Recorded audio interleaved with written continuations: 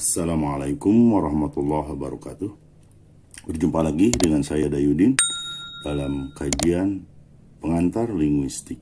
Ya, sebagaimana kita telah ketahui bahwa dalam linguistik umum ini kita membagi kajian bahasa menjadi 5 tataran, yaitu fonologi atau fonetik, morfologi, sintaks, semantik, dan praktik. Kata morfologi dalam bahasa Indonesia diambil dari morfologi bahasa Inggris. Ya, yang bahasa Inggris ini terbentuk atas 2 bagian atau 2 morfem, yaitu morfem morf dengan logi. Ya, ini dasarnya dari logos. Ya, morf artinya bentuk, logi artinya ilmu. Sehingga secara terminologis morfologi itu artinya ilmu bentuk. Ada juga mengatakan ilmu tata bentuk. Mungkin Anda bertanya, bentuk apa? Jawabnya, ya segala bentuk.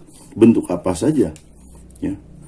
Semua bentuk, segala bentuk, itu dikajinya oleh morfologi. Ya. Karena ilmu yang bernama morfologi ini bukan hanya ada di bidang bahasa. Ya. Di bidang-bidang lain juga ada. Karena memang di bidang-bidang lain juga ada bentuk-bentuk yang bisa diteliti. Morfologi dalam bahasa Arabnya ada yang menamai dengan sorof, ada juga yang dengan ilmu sorof, ada resu as-sorfi, ada juga yang mengambilnya dari bahasa Inggris langsung menjadi al-murfologia. Ya, jadi kalau mau lebih gampang menghafalnya, morfologi, dan al-murfologia, ya. G-nya menjadi jim dalam bahasa Arab. Ya, secara terminologis, ya, secara istilah apa? Ya, karena tadi secara umum disebut ilmu bentuk atau ilmu tata bentuk. Nah, kalau di dunia linguistik apa yang dimaksud dengan morfologi ini? Ya, ini saya ambil dari beberapa pakar. Pertama, ada yang mengatakan bahwa morfologi adalah disiplin linguistik, atau bagian dari linguistik atau bagian dari ilmu bahasa yang mempelajari bentuk dan pembentukan kata. Di sini ada bentuk dan pembentukan, ada hasil dan ada proses. Proses apa? Hasil dari pembentukan atau bentuk katanya seperti apa, bagaimana, dan proses pembentukannya seperti apa. Nah, itu dibahas di dalam morfologi. Definisi kedua mengatakan bahwa morfologi adalah ilmu yang mempelajari bentuk kata. Kalau di sini bentuk saja, ya. Bentuk kata, perubahan bentuk kata. Di sini ada perubahan bentuk, di sini pembentukan. Ya, kemudian perubahan bentuk kata serta makna yang muncul akibat dari perubahan itu. Ya, lihat di sini. Bentuk kata, perubahan bentuk kata, dan makna yang muncul akibat dari perubahan bentuk. Yang ketiga mengatakan bahwa morfologi adalah ilmu yang membicarakan seluk-beluk morfem. Nah, ini seluk-beluk morfem, ya. Di depan kita tadi mengatakan ada istilah morfem. Yang membicarakan seluk-beluk morfem. Bagaimana cara menentukan suatu bentuk adalah morfem atau bukan, dan bagaimana morfem-morfem itu berproses menjadi kata. Terlalu panjang ini, ya, bagi Anda, ya. Nah, maka kemudian saya secara sederhana, ya, sering mengatakan bahwa morfologi itu ilmu yang mengkaji seluk-beluk morfem dan kata. Awas, seluk-beluk morfem dan kata. Kata seluk-beluk ini akan mengandung berbagai macam hal atau pengertian di dalamnya. Ingat, kata kuncinya morfem dan kata. Setelah kita mengetahui arti dari morfologi baik secara terminologis maupun etimologis, kemudian kita coba memahami apa saja sih yang dikaji oleh morfologi. Kemarin dalam kajian fonologi kita membagi objek kajian fonologi ini dari segi produksi bunyinya, fisik bunyinya, kemudian akustiknya, dan bagaimana cara bekerjanya telinga dalam menerima bunyi. Nah, dalam kajian morfologi yang dijadikan penelitiannya ada 3 hal menurut Abdul Khair ini. Ya, pertama satuan morfologi, kedua proses morfologi atau morfologis, yang ketiga alat-alat yang digunakan dalam proses morfologi. Ya, awas, ada 3, yaitu satuan morfologi, proses morfologis dan alat-alat yang digunakan dalam proses morfologis ini. Apa yang dimaksud dengan satuan morfologi? Nah, di sini menurut Hayer, satuan morfologi itu ada dua. Pertama morfem, yang kedua kata. Jadi satu morfem, dua kata. Jadi ada dua yang dibahas oleh morfologi yang berkaitan dengan satuannya atau dengan bendanya lah kita sederhananya. Yang kedua adalah prosesnya, ya, proses morfologisnya. Kita pelajari bagaimana prosesnya. Ya, apa yang maksudnya? Yaitu proses pembentukan kata, ya, yang menunjukkan bagaimana kata-kata baru dibentuk. Jadi proses morfologis ini adalah proses pembentukan kata gitu aja sederhananya. Ya, seperti apa? Ya, kalau Anda yang pernah belajar tasrifan, dalam bahasa Arab kita sebut saja tasrif istilahi dan tasrif lugawi. Itu aja sederhananya, ya. Itu yang disebut dengan proses morfologisnya. Yang ketiga, ya, dari objek morfologi adalah alat-alat. Nah, karena kita tentu tatkala kita membuat sesuatu, ya, membentuk sesuatu, kita butuh alat. Apa saja alatnya? Ya, di sini ada disebut dengan dasar atau bentuk dasar, ya. Apa itu? Ya, nanti kita jelaskan. Kemudian alat pembentuknya yaitu ada afik, ya, ada duplikasi, ada komposisi, ya, ada akronimisasi, ada konvensi, lain-lain, dan kemudian makna gramatikal. Tapi tadi dalam definisi dikatakan bahwa morfologi adalah ilmu yang mempelajari seluk-beluk morfem dan kata. Kemudian dalam objek morfologi disebutkan bahwa objek morfologi itu adalah morfem dan kata. Nah, apa itu morfem? Ya, kalau kata mungkin kalian sudah biasa mendengar, tapi morfem mungkin ada yang baru mendengar. Apa itu morfem? Ya. Berkaitan dengan morfem ini ada 3 kata yang hampir mirip. Ya, ada morf, ada morfem, ada alomorf. Di sini tambahannya em, di sini tambahnya alo, ya, tapi morfnya sama, morf. Pengetahuan dasar kita, ya, bahwa objek morfologi itu ada 3, yaitu satuan morfologi, proses morfologis, dan alat-alat. Ya, satuannya adalah morfem dan kata, prosesnya adalah proses pembentukan atau kita sebut saja sebagai tasrifan dalam bahasa Arab, dan alat-alatnya atau benda-benda atau komponen-komponen atau katakanlah bahan-bahan yang akan dijadikan kata. Yakini billahi yakini. Yakini billahi yakini. Ada 2 kata yakini. Ada 2 bentuk yakini. Apa ini? Sudah ketahuan apa belum bentuk ini? Ya, kemudian ini mim nun ain, alif, nun ta, waw, ya, nun, za, waw, zai. Apa ini? Kalau bentuk-bentuk ini, ya, belum diketahui sebagai apa, apalagi dalam bahasa Arab kita belum bisa membacanya, ya, belum jelas ini man, min atau mun, ini mana'a, muni'a atau munu'u, ini anta, anti atau anat atau an misalkan. Ini apa ini? Wayandawizu atau apa? Nah, tatkala bentuk-bentuk ini, ya, belum diketahui statusnya, maka bentuk itu kita sebut saja sebagai morf. Ya, kenapa? Karena memang bentuk adalah morf adalah sebuah bentuk yang memiliki makna namun belum jelas statusnya. Ya, jelas ini memiliki makna, kita sudah tahu maknanya, tapi apa maknanya? Ya, bisa siapa, bisa dari, bisa seseorang. Ya, tapi belum jelas ini maafin ini. Begitu juga di sini, yakini billahi yakini. Jelas di sini ada maknanya, tapi kita belum tahu makna yang tepat untuk ini. Ya, jadi morf ini adalah bentuk yang memiliki makna, ya, namun belum jelas statusnya. Ya, misalkan ini kita semua tahu lah maknanya, tapi bagaimana bacanya? Ini apa? Apa kala atau kulun atau kul? Ya, tapi kul kita tahu maknanya, kala kita juga tahu, ya, kulun kita juga tahu. Ini manin mun, ya, dan seterusnya.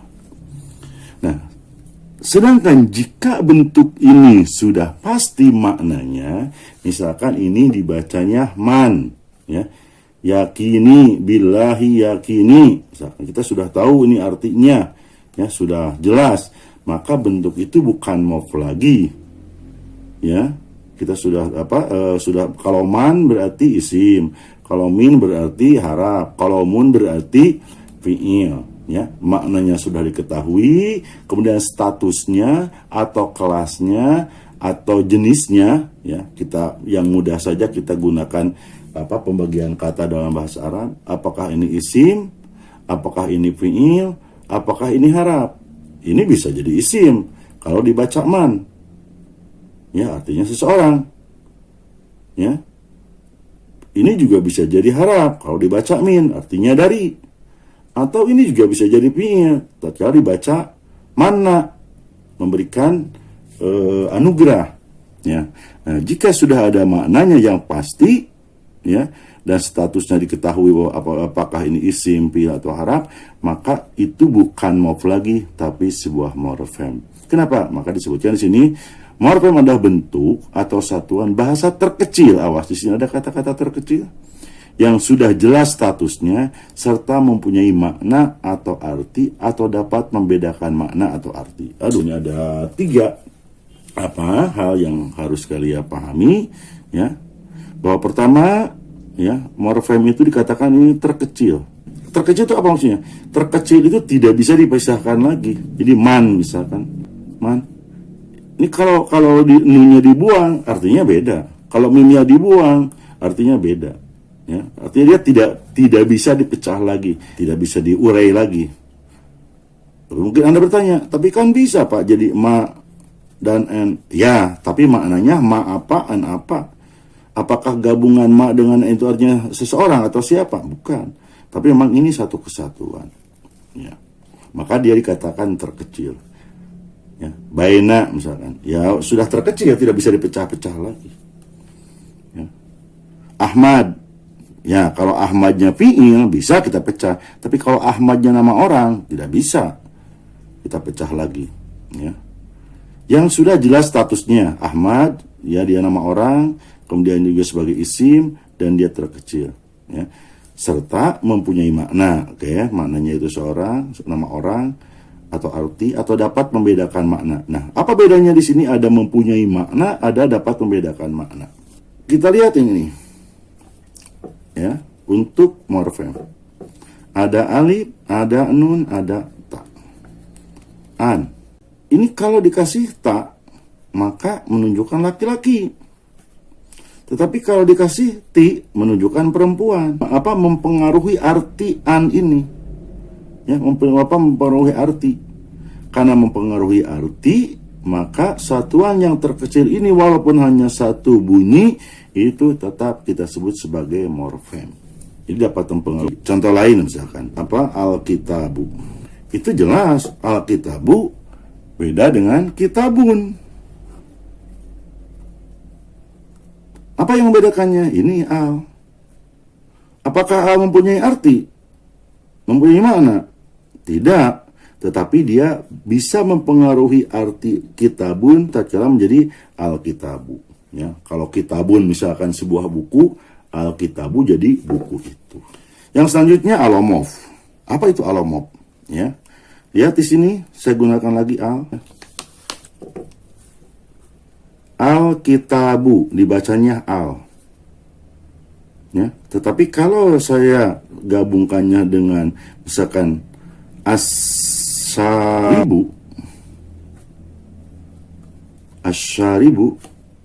ya, maka bunyi alnya hilang, ya, tidak seperti di sini, tidak al-syaribu tapi asyaribu, sedangkan di sini al-kitabu. Apakah ini beda? Tidak, ini sama-sama alif lam. Dalam artian ini morfemnya sama, cuman cara pengucapannya berbeda. Ya, jadi sebuah morfem yang sama dengan pengucapan yang berbeda. Maka ini, ya, yang dua ini sebenarnya bisa disebut juga sebagai alomof, atau di sini saya katakan realisasi dari sebuah morfem. Ini realisasinya begini, ya. Jadi al itu hanya sebuah konsep, ya. Al-ta'rif, lit-ta'rif misalkan ya. Lit-ta'rif. Mana yang lit-ta'rif ini? Ya bisa bunyinya al, bisa bunyinya tidak al, yaitu seperti yang disebut asyaribu, misalkan an-nahru dan lain sebagainya. Nah, walaupun tidak dibunyikan a-nya, tetap dia disebut sebagai al-ta'rif misalkan gitu. Itu yang disebut dengan al-mawd. Yang selanjutnya wujud morfem. Morfem yang tadi kita kan apa? Sesatuan terkecil yang memiliki atau mempengaruhi makna itu apa saja bentuknya. Ya. Nah, wujud-wujud ini diantaranya, nanti kalau kita masuk ke bahasa Arab mungkin banyak ada tambahan.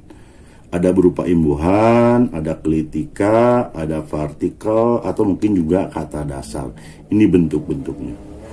Seperti apa imbuhan? Ya, kita sudah tahu ya, imbuhan itu seperti misalkan ada ter ya yang di depan, ada em dalam kalimat jemari, asalnya dari jari kan, jari ditambah em jadi jemari, kemudian tulis ditambah an jadi tulisan. Nah, ini disebut imbuhan. Atau juga al kolamu, asalnya kolam ditambah al, ini juga imbuhan ya, ada yang di depan. Yang kedua kelitika. Nah, ini perlu dijelaskan nanti apa tuh kelitika, tapi yang sederhananya kelitika itu kata ganti orang aja itulah ya, atau domir bahasa Arabnya, domir mutasil ya. Kita katakan saja sederhana, kelitika ini domir mutasil. Contohnya rumahku, ada kunya, ayahmu ya. Saya sengaja besarkan begini supaya kelihatan bedanya ya. Kemudian kitabun, jadi kita buka. Nah, ini semua ini itu adalah disebutnya kelitika, tapi tetap dia juga sebagai morfem. Kenapa? Karena mempengaruhi makna. Dari kitab jadi kita buka kan artinya beda. Kemudian partikel. Nah, yang dalam bahasa Indonesia biasanya berbunyi lah atau tah ya. Sabarlah. Nah, sabar dengan sabarlah kan beda ya. Apa dengan apatah ya, itu beda. Nah, apatah artinya rubah. Arti apa menjadi berubah tatkala pakai ta ya. Arti sabar akan berubah tatkala menggunakan lah gitu kan. Nah, karena kata apa partikel lah dan partikel tah ini mampu mempengaruhi kata sebelumnya atau kata sabar dan kata apa, maka ini juga dikategorikan sebagai morfem gitu. Yang selanjutnya yang termasuk morfem adalah kata dasar ya. Kata dasar contohnya ada makan, ada salam, ada kap takba. Awas lihat di sini. Makan, kata dasar. Kenapa? Karena tidak ada lagi kata yang di bawah, bukan misalkan maka ditambah an, bukan. Akan ditambah m juga bukan. Makan ya dari makan. Kemudian salam juga begitu, bukan dari salah ditambah m atau sa ditambah lam, enggak. Memang ini dari salam. Nah, ini kata dasar ini juga dianggap sebagai morfem. Lalu mungkin Anda bertanya, loh kan itu kata? Ya, ini kata, tapi ini juga morfem. Kenapa disebut morfem? Karena ini satuan terkecil yang tidak bisa dipecah lagi. Ya, salam juga tidak bisa dipecah lagi. Dia itu apa sudah memiliki makna dan merupakan satuan terkecil. Kita masuk ke sini. Kap tak ba, dibacanya gimana? Ya dibacanya bisa kita tulis dalam bahasa Arabnya. Kap tak ba. Ya, bagaimana bacanya? Ya bisa kataba, bisa kutiba, bisa ya, katbun bisa. Ini kan bisa dibaca kataba, kutiba, katbun. Mana yang jadi dasarnya? Ya, apakah dasarnya ini kataba? Ya, mungkin Anda pernah dulu belajar di pondok pesantren tentang aslul wahid ya. Itu tentang perdebatan antara Basriyin dengan Kufiyin. Nah, nanti kita insya Allah akan berbicara itu bagaimana kenapa ada muncul seperti ini ya. Tapi untuk sekarang saya katakan saja bahwa kalimat kata kataba ya, kataba atau kutiba atau katbun itu bukan dasar ya, bukan dasar. Tapi dia sudah jadian. Nah, dasarnya adalah kap, ta, dan ba. Dan ini tidak bisa dipisah lagi. Misalkan kata ba ini dari t dan ba, enggak. Atau dari ka dengan ta, bukan. Contoh ini, huwa. Huwa juga kata dasar, walaupun sudah ada harokatnya. Ini bukan dari kata yang lain. Merupakan kata dasar. Tetapi tatkala ya Misalkan saya kasih harokat, doroba, yadribu, yadribuna. Apakah ini sebuah morfem? Bukan. Sekarang bukan morfem lagi, tetapi dia sudah menjadi sebuah kata. Yadribu juga sebuah kata, yadribuna juga sebuah kata. Ya. Terus apa saja morfem yang di sini? Nah, di sini Anda harus ingat bahwa morfem itu tadi ada satuan terkecil plus makna. Makna apa saja yang ada di dalam ini? Kita turunkan maknanya. Pertama, satu orang. Kemudian laki-laki. Kemudian makna pukul. Kemudian makna sudah. Ya. Ada maknanya satu orang yang laki-laki, kemudian ada makna pukul, ya. Kita katakan saja memukul tadi, ya. Ada berarti ya. Ada kemudian ada sudah. Dari mana kita tahu bahwa di sini ada apa? Kita tahu bahwa di sini ada morfem yang menunjukkan ini, atau kita mengatakan di sini ada satu orang tuh di mana? Ya. Nah, untuk ini kita bandingkan dengan kata yang lain. Kalau dua orang apa? Kalau dua orang doroba. Oh, berarti kalau tidak ada alifnya menjadi satu orang, ya. Kalau perempuan dorobat.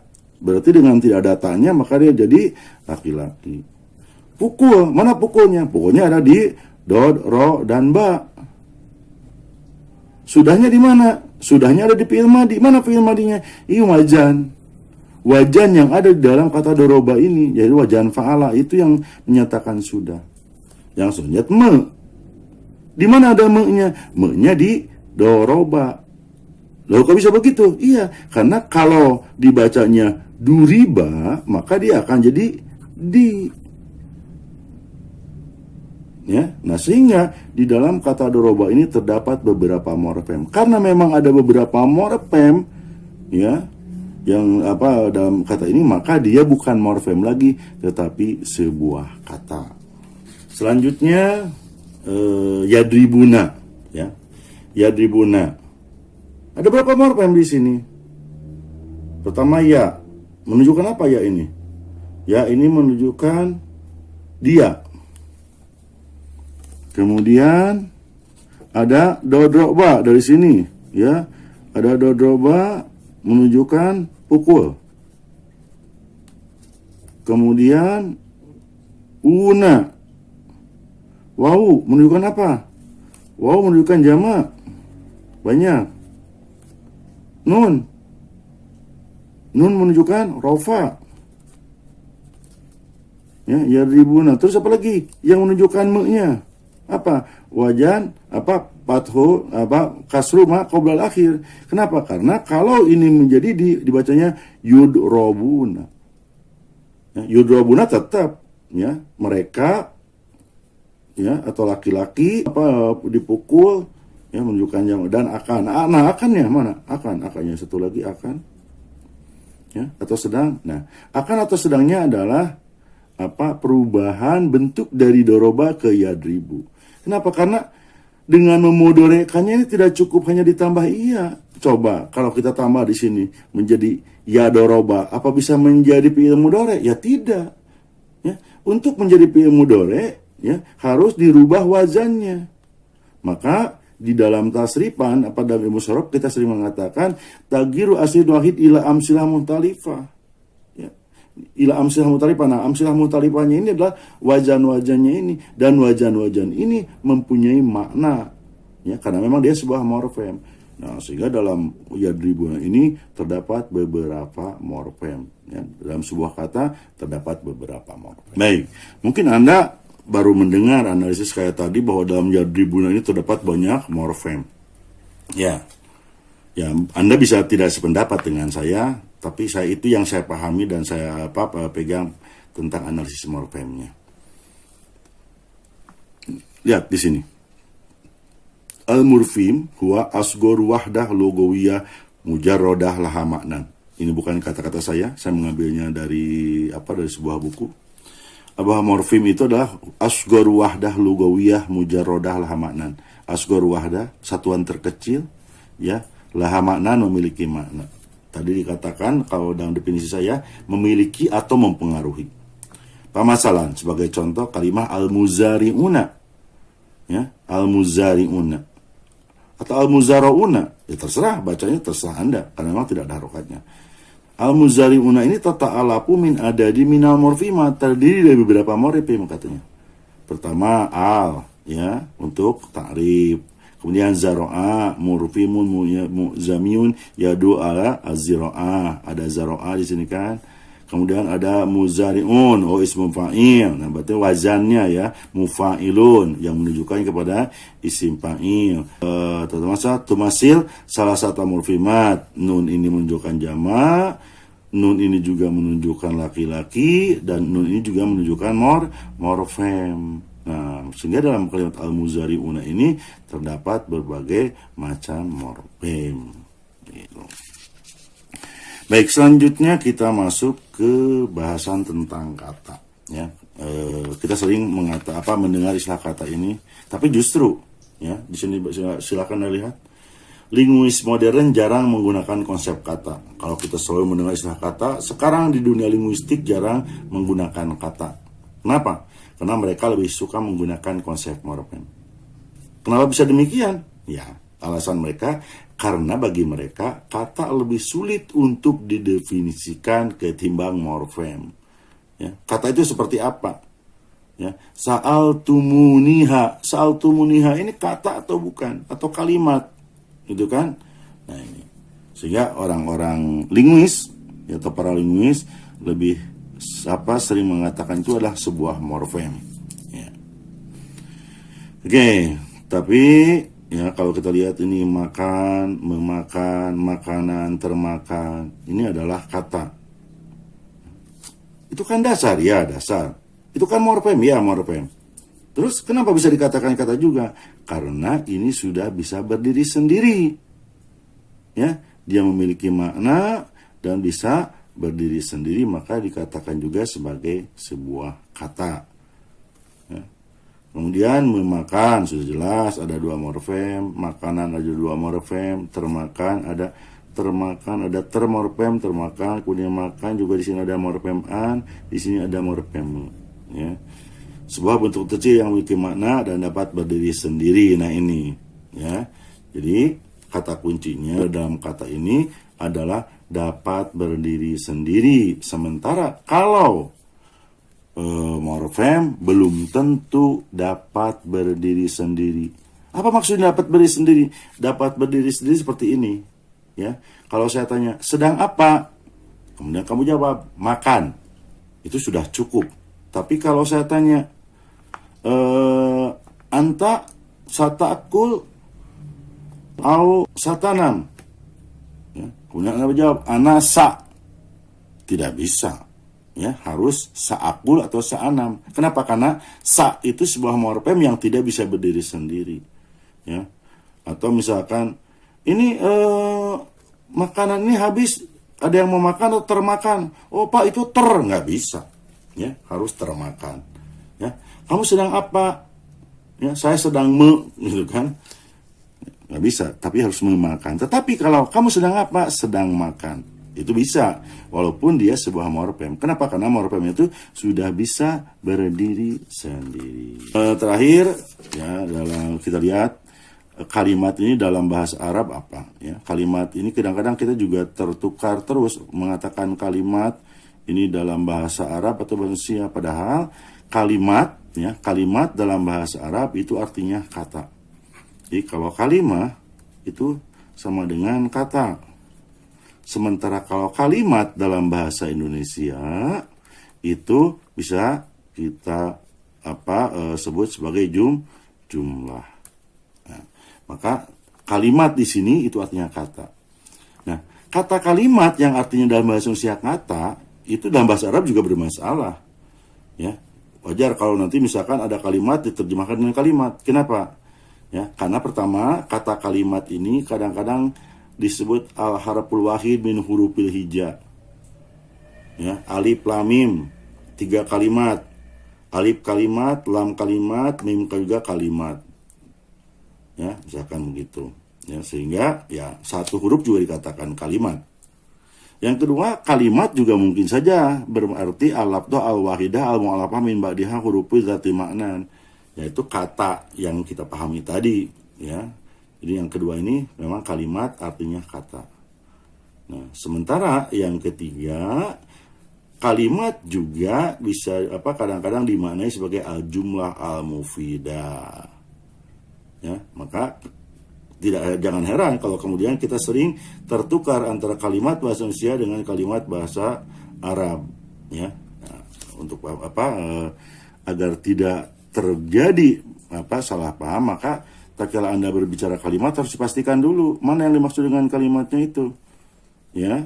Apakah haraf, apakah memang kata, atau memang sebuah kalimat. Oke, akhirnya kita ambil dari Jamaah Sari dan Ibnu Hajib tentang apa itu kalimat secara terminologis, bahwa al-kalimah dalam bahasa Arab hiya al-lafdhu adalah ala maknan mufradin bil watni. Jadi sebuah lafaz yang sudah mempunyai makna. Ya, kemudian menurut Ibnu Hajib, al-kalimah lafdun wudi'a limaknan mufrad. Jadi sebuah lafaz yang wudi'a limaknan, yang digunakan untuk melambangkan sebuah makna. Itu saja dulu sebagai pengantar untuk masuk ke kajian morfologi. Jadi kata kuncinya, morfologi ini berbicara atau membahas tentang morfem dan kata. Dalam hal ini kita baru berbicara apa itu morfem, apa itu kata. Pertama morfem, ya, yaitu satuan terkecil. Awas, kata-kata terkecil ini jangan lupa, yang memiliki makna atau dapat mempengaruhi makna. Sementara kalau kata itu bukan terkecil lagi, biasanya sudah satuan terbesar. Terbesar dalam apa? Terbesar dalam kajian morfologi. Dan kesananya kata kunci yang keduanya adalah dapat berdiri sendiri. Itu adalah kata. Saya kira itu saja dulu untuk pengantar morfologi ini. Insya Allah nanti kita akan berbicara morfem dengan berbagai jenisnya, berbicara kata dengan berbagai jenisnya, terus bagaimana pembentukan kata, dari mana saja kata bisa dibentuk. Ya, kalau dalam bahasa Arab, apakah fi'il dari isim, atau isim dari fi'il, atau isim dari haraf, dan lain sebagainya. Mudah-mudahan Allah memberikan umur kepada kita, dan memberikan ilmunya kepada kita. Sampai di sini, akhirul kalam. Assalamualaikum warahmatullahi wabarakatuh.